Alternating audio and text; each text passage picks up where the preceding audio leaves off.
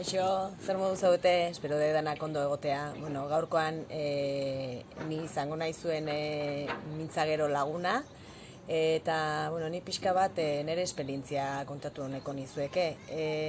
Txiki-txikitatik eta gurasoengandik jaso izan dut, betidanik euskerak eta euskaldun izateak daukan garrantzia eta kulturak ematen digun tradizioak eta folkloreak ematen digun guzti hori heltzeak eta nik zorionez aukera hori eduki nuen eta gaur egun pila bat eskartzen dut, lan pila bat egin dugu eta jarraitu behar dugu lan horretan, horri oraindik da bultzada handiago bat emateko.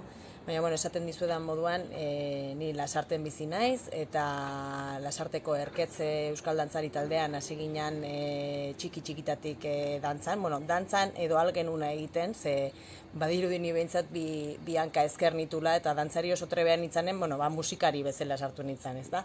Algenuna gauza zen, mundu hortan sartzea, gurasoak ere dantzariak izan zian, orduan beraiek ere, beraien ereduarekin, nahi zuten nolabait guk ere hildo hortatik jarraitzea, eta egia esan oso zorioneko gehala guzti hau aurrera atera danean eta egiten joan garenean eman digun guztiarengatik, ez da?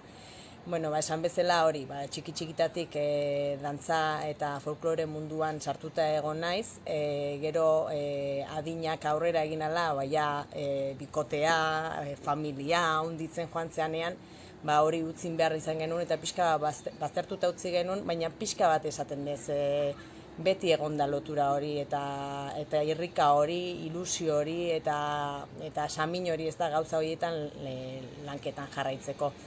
Eta hor 2010 urtea inguruan, gure alabari Euskal Dantzan sartzeko aukera tokatu zitzaion, 5 urteko gelan sartzeko aukera zuela, eta orduan, nola ez, Xularren egonda, gero Xularren apuntatu genula, eta orduan gu ere guraso bezala, pixka bat, sartzen hasi ginen berriro mundu hortan, guztiz utzi gabe, baina berreskuratu nahi genuen mundu hortan, ez?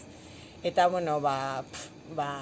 ze esango dizuet, txoratzen, umeak, txoratzen gu, eta mundu hortan sartzen zeanean gaina poliki-poliki geroz eta gehiago murgiltzen zea, geroz eta gauza gehiago egin nahi dituzu, eta esperientzia aldetikan horrek ematen dizun guztia, ezin duzu beste arlo askotan irabazi, ez?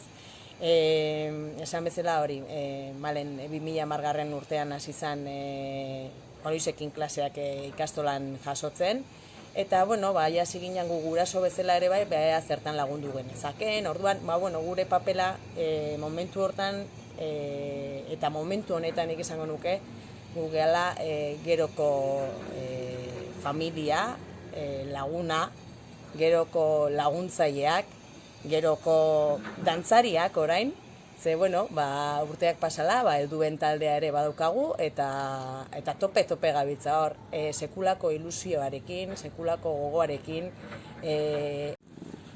ondo ez, primeran pasatzen, elkartzen zea, sosegu hartzen duzu, ostirala iritsei da, eta ensaio hori egiteak, izerdi pixka botatzeak, laguntaldean egotea, zoragarria, ez da? Zoragarria, gogoz eta ilusioz egindako lane gaina beti etekina ematen dute. Eta, hortara ere pixka bat, gainontzeko guztiai animatzera, nator. Ez da jakin behar, ez dezu izan behar ez dakin olako zera, ze danak aldegu. Eta ondo pasatzeko gogoa baldin badukazu, dana egin da dago. Beraz, hortan ere animatu zaitezte. Eta, gero pixka bat jarraitzeko, gero Xularrek ere eman diguna izan da, bai Albertori eta bioi, bai nire kidearitan eri, duela urte batzuk eskaini ziguten udako bidaietan parte hartzearena ere bai, laguntzaile gisa. Eta orduan baiezkoa eman genuen, eta dantzari adin tarte oso desberdinarekin 3 bidaietara joan geha. Alemanian egon ginen, Grezian egon ginen, eta Portugalen egon ginen iaz, urtengoan zoritxarrez ezin izango da, baina egoera horrela dago eta hurrengoak gustorago hartuko ditugu. Eta, hor pixka bat aipatu ez, bidaiak azkenian izan ditezkela edo urte guztiko lanaren ondorioz egindako saritxoa edo hori, baina benetan esperientzi itzela dela, gogorra momentu batzutan, oso pozgarria, jendea ezagutzeko izugarrizko aukera, lantaldean lana egiteko ezinbestekoa, ze esango nuke, ikasleak behaiek daukaten jarrera, dana, azkenean kanpora goazenean nahi deguna da gure euskal kultura hau zabaldu eta erakutsi, ze asko daukagu erakusteko, eta oso polita izaten dela, ez? Eta gu hiru bidai hauetan egia esan sekulako esperientzia izan degula, eta gauza guztietarako, beste gauzaetarako ere bai, beti eskuak behar izaten diala, eta, alde egun bitartean behintzat jarraituko degula zentzu hortan ere laguntzen. Zentzu hortan, baina ez da hori bakarrik, gero azkenean ateratzen dan hori eta ikusten dan guzti hori egiteko atzetik handagoen lana, zelako lana dan, nik uste askotan ez degula baloratzen ez, eta lan asko egiten da hori aurrera eramateko. Eta gehiago esango nuke adin txikiko ikasleak dauzkagunean, ez? Baina berriro ere ilusio hori egonda, gauza horiek ez dira nekez egiten, neko errexe egiten dira, nahiz da askotan ordua asko suposatu. Baina, oso gustora. Eta bukatzen juteko, bestela nik hemen korrea badaukat arte baterako, aipamen berezi bat, lehenengo eskertza bat, ez da? Eskertza horre atzean lanean jota lur daudon jende horri, animatu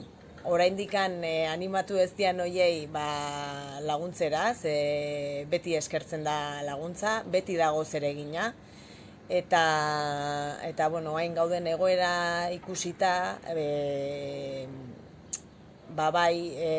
animo handi bat da nahi, euskal kulturarekin eta folklorearekin eta orain arte egindako lan hori ez dadila orain eten, ez da? Ikastolako abestiak esaten duen bezala, ez dadila aria eten. Hontan ere ez gogor egin beharko diogu, berraldatu beharko dira hainbat gauza segurazki, eta gogotsu eta ilusioz seguru lortzen degula.